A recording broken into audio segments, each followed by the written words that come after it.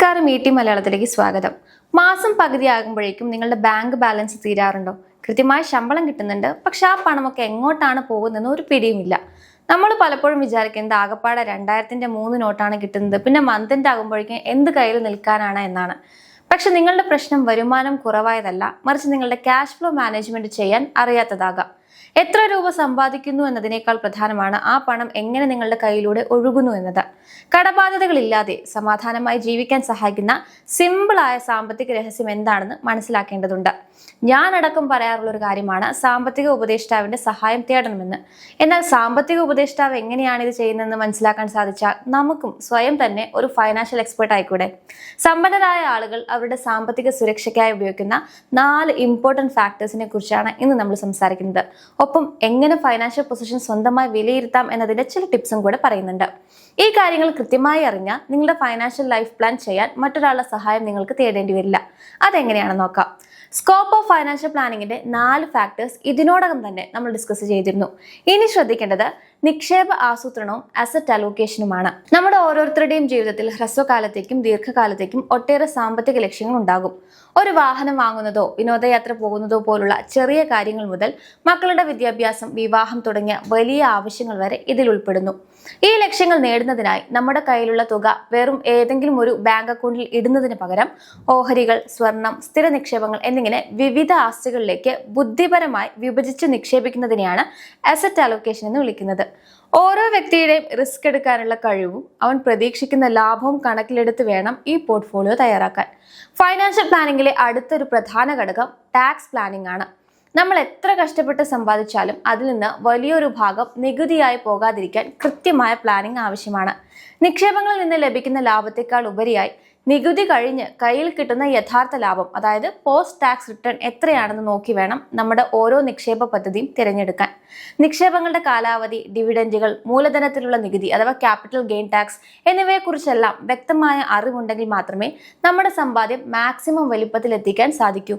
എന്നാൽ നികുതി ലാഭിക്കാൻ വേണ്ടി മാത്രം നിക്ഷേപിക്കാതെ നമ്മുടെ യഥാർത്ഥ സാമ്പത്തിക ലക്ഷ്യങ്ങളുമായി ഇതിനെ ബന്ധിപ്പിക്കാൻ ശ്രദ്ധിക്കേണ്ടതുണ്ട്. മൂന്നാമതായി നമ്മൾ ഗൗരവമായി കാണേണ്ട ഒന്നാണ് റിട്ടയർമെന്റ് കാലത്തേക്കുള്ള പ്ലാനിംഗ് അഥവാ റിട്ടയർമെന്റ് പ്ലാനിംഗ്. പലരും ഈ ഘട്ടത്തെ അവഗണിക്കാറാണ് പതിവ്. എന്നാൽ ഇത് നമ്മുടെ പിൽക്കാല ജീവിതത്തിന്റെ ഗുണനിലവാരത്തെ നേരിട്ട് ബാധിക്കുന്ന കാര്യമാണ്. പണപ്പെരുപ്പം അഥവാ ഇൻഫ്ലേഷൻ മൂലം ഭാവിയിൽ ജീവിത ചെലവ് ക്രമാതീതമായി വർദ്ധിക്കുമെന്ന കാര്യം മറക്കരുത്.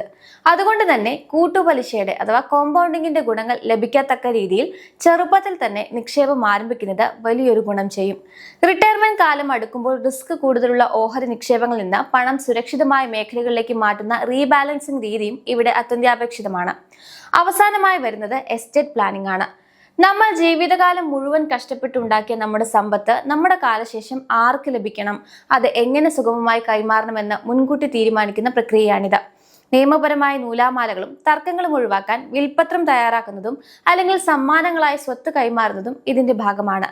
കുടുംബത്തിന്റെ ഭാവിയെക്കുറിച്ച് ചിന്തിക്കുമ്പോൾ കേവലം സമ്പാദിക്കുക മാത്രമല്ല, അത് കൃത്യമായ അവകാശികൾക്ക് ബുദ്ധിമുട്ടില്ലാതെ എത്തിച്ചു കൊടുക്കുക എന്നതും ഉത്തരവാദിത്തമുള്ള സാമ്പത്തിക ആസൂത്രണത്തിന്റെ ലക്ഷ്യമാണ്. ഈ 4 കാര്യങ്ങളും ഒത്തുചേരുമ്പോൾ മാത്രമാണ് ഒരാളുടെ ഫൈനാൻഷ്യൽ പ്ലാനിംഗ് പൂർണ്ണമാകുന്നത്. സ്കോപ്പ് നമ്മൾ മനസ്സിലാക്കി. ഇനി അതിന്റെ മൂല്യനിർണ്ണയം നടത്തുക എന്നതാണ് അടുത്ത പടി.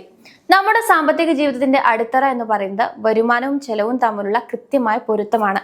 പലപ്പോഴും നമ്മൾ ബജറ്റ് തയ്യാറാക്കുമ്പോൾ പേപ്പറിൽ വലിയ ലാഭമൊക്കെ കാണാറുണ്ട്. എന്നാൽ മാസാവസാനം കയ്യിൽ പണമില്ലാത്ത അവസ്ഥ പലർക്കും അനുഭവപ്പെടും. ഇവിടെയാണ് ക്യാഷ് ഫ്ലോ മാനേജ്മെന്റിന്റെ പ്രസക്തി. കേവലം വരുമാനം കണക്കിൽ കൂട്ടുന്ന മാത്രമല്ല, അത് എപ്പോൾ കയ്യിൽ വരുന്നു, എപ്പോൾ ചെലവാകുന്നു എന്ന് കൃത്യമായി മനസ്സിലാക്കുന്നതിനെയാണ് പണമൊഴുക്ക് നിയന്ത്രിക്കുക എന്ന് പറയുന്നത്. ഒരു മികച്ച സാമ്പത്തിക അടിത്തറ ഉണ്ടാക്കാൻ സഹായിക്കുന്ന 3 പ്രധാന വശങ്ങൾ നോക്കാം. ആദ്യത്തേത് കുടുംബ ബജറ്റും വരുമാന സ്രോതസ്സുകളുടെ തിരിച്ചറിവുമാണ്. നമുക്ക് ഏതൊക്കെ മാർഗങ്ങളിലൂടെ പണം ലഭിക്കുന്നുവെന്നും അത് എങ്ങനെയൊക്കെ ചെലവാകുന്നുവെന്നും വ്യക്തമായ ധാരണ വേണം. വരുമാനത്തെ സ്ഥിരമായി ലഭിക്കുന്ന ശമ്പളമെന്നും ഇടയ്ക്കിടയ്ക്ക് ലഭിക്കുന്ന നിക്ഷേപ ലാഭമെന്നും 2ആയി തിരിക്കാം.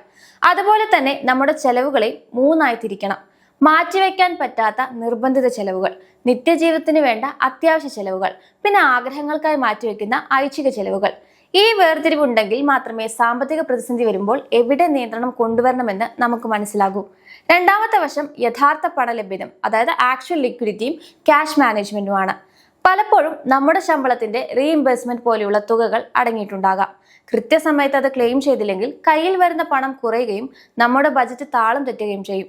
അതുപോലെ മാസത്തിന്റെ തുടക്കത്തിൽ തന്നെ വലിയ തുകകൾ ചെലവാക്കി തീർത്താൽ ബാക്കി ദിവസങ്ങളിൽ അപ്രതീക്ഷിതമായി വരുന്ന ആവശ്യങ്ങൾ നേരിടാൻ ബുദ്ധിമുട്ടുണ്ടാകും. വരുമാനം ലഭിക്കാൻ ഏതാനും ദിവസങ്ങൾ വൈകിയാൽ പോലും അത് വലിയ പ്രതിസന്ധിയാകാം. ഇത് മറികടക്കാൻ ബാങ്ക് അക്കൗണ്ടിലോ കയ്യിലോ എപ്പോഴും ഒരു നിശ്ചിത തുക അധികമായി സൂക്ഷിക്കുന്നത് ശീലമാക്കണം. മൂന്നാമതായി, നമ്മുടെ സാമ്പത്തിക നിലയെ കൃത്യമായി വിലയിരുത്താൻ സഹായിക്കുന്ന ഇൻകം ആൻഡ് എക്സ്പെൻഡിച്ചർ സ്റ്റേറ്റ്മെന്റ് ആണ്. നമ്മൾ നടത്തുന്ന ഓരോ ചെലവും, അത് നേരിട്ടുള്ള പണമായാലും ക്രെഡിറ്റ് കാർഡ് വഴിയായാലും, നടന്ന കാലയളവിൽ തന്നെ രേഖപ്പെടുത്തണം. ഉദാഹരണത്തിന്, ക്രെഡിറ്റ് കാർഡ് ബിൽ അടുത്ത മാസമാണ് വരുന്നതെങ്കിലും ചെലവ് നടന്നത് ഈ മാസമാണെങ്കിൽ അത് ഈ മാസത്തെ കണക്കിൽ തന്നെ വരണം. എങ്കിൽ മാത്രമേ ഓരോ മാസവും നമ്മൾ എത്ര രൂപ മിച്ചം പിടിക്കുന്നുണ്ട് എന്നും എവിടെയൊക്കെയാണ് അനാവശ്യമായി പണം ചോരുന്നത് എന്നും നമുക്ക് മനസ്സിലാക്കാൻ സാധിക്കൂ. ചുരുക്കത്തിൽ, കൃത്യമായ പണമൊഴുക്ക് നിയന്ത്രിക്കുക എന്നാൽ അത് കേവലം പണം ലാഭിക്കലല്ല, മറിച്ച് ആവശ്യമായ സമയത്ത് ആവശ്യമായ പണം കയ്യിലുണ്ടെന്ന് ഉറപ്പുവരുത്തലാണ്. ഈ ഒരു സാമ്പത്തിക അച്ചടക്കം പാലിച്ചാൽ അനാവശ്യമായ കടബാധ്യതകളിൽ നിന്നും മാനസിക സമ്മർദ്ദങ്ങളിൽ നിന്നും നമുക്ക് പൂർണ്ണമായി വിട്ടുനിൽക്കാൻ സാധിക്കും.